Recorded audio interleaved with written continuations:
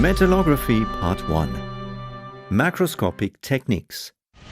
Metallic materials are widely used in many areas of everyday life. How are they built up in their inside? Are there perhaps crystals to be found? And if so, how big are they? What kinds of crystals are there? What is their shape? And are there voids or inclusions? Metallography gives an answer. In this video, we would like to introduce the macroscopic techniques of metallography. Macroscopic means to investigate a workpiece over a comparatively large area. Doing this, only little or no magnification is required. Often the naked eye is sufficient to examine the material. As a first sample, we are going to investigate an ingot made from an aluminium alloy. To have a look at the inside, the material tester has to start with a raw cut through the ingot. She picks up the ingot and carries it from the laboratory to the mechanical workshop. The bandsaw machine has already been prepared. The ingot is positioned on the saw table so that the red laser marking line indicates the intended cutting plane. Clamping jaws fix the ingot securely. Then the bandsaw gently sets onto the block and cuts it slowly under intensive liquid cooling. It is important to keep the material as cool as possible to avoid changes in the material structure. That's it. The ingot has been sectioned. Back into the lab, not much is to be seen on the cross-section apart from the typical saw marks. In the next step, the material tester removes the saw marks by careful wet grinding with silicon carbide paper. On the one hand, this serves to produce a flat surface. On the other hand, the plastic deformations are removed that were generated by sawing. After the first grinding operation with coarse-grained paper, the material tester rotates the sample by 90 degrees and grinds it once more, this time with medium-grained silicon carbide paper. Here again she uses sufficient flushing with water. This keeps the sample cool and prevents the abrasive paper from being loaded with material particles.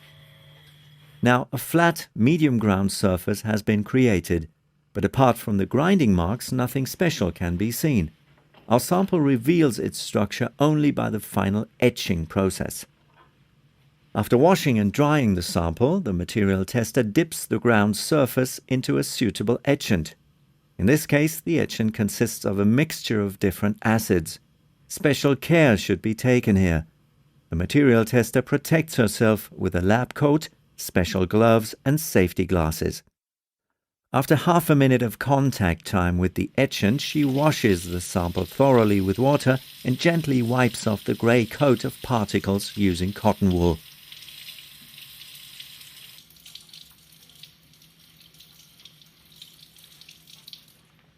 In the last step, she rinses the clean surface with alcohol and lets it dry under a hairdryer.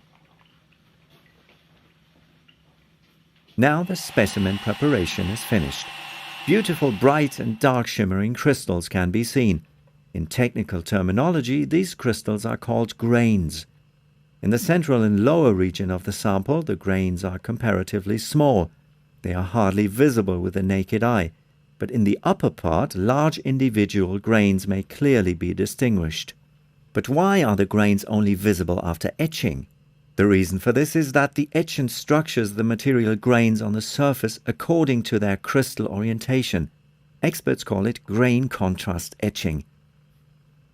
At lateral illumination, the individually structured grains reflect the light in different directions, and the grains become visible. As a second sample, the material tester examines a piston from a petrol engine of a passenger car. The procedure is the same as before.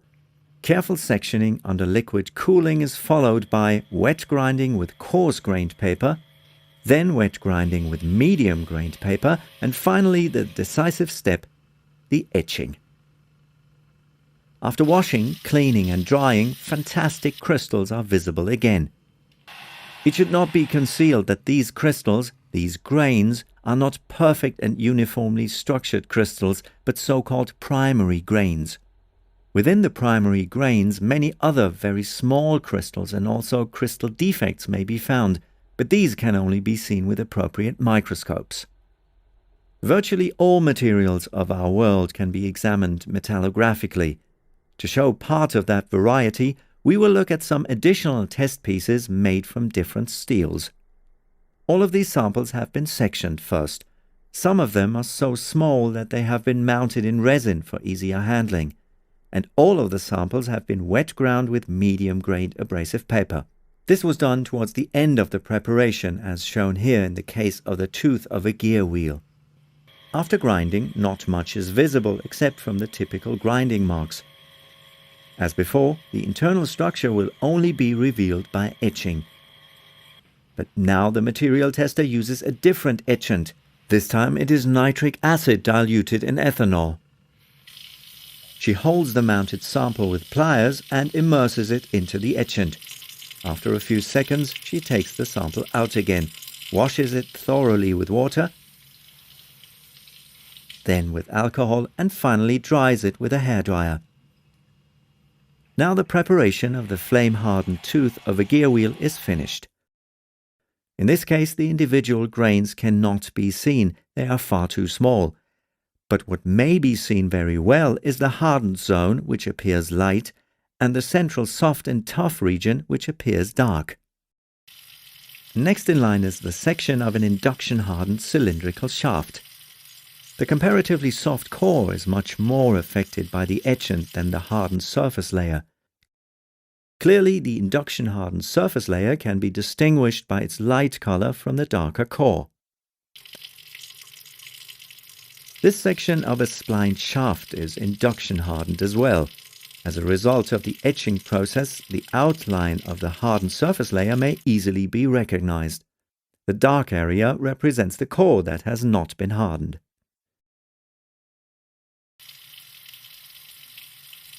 This is a tooth from a case-hardened gear wheel.